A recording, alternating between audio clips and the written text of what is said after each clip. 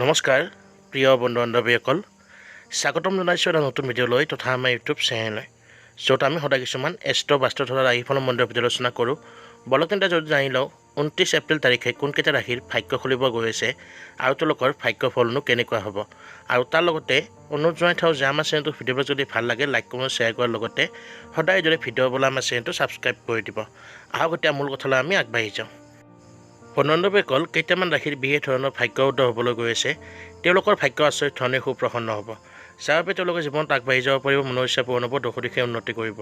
যিকোনো কামতে সফলতা লাভ কৰিব ভাগ্যৰ আচৰিত সহায় লাভ কৰিব ঘৰ সংসাৰত সুখ শান্তি ভাগ্য বৰ্ধিত ৰূপত বৃদ্ধি হ'ব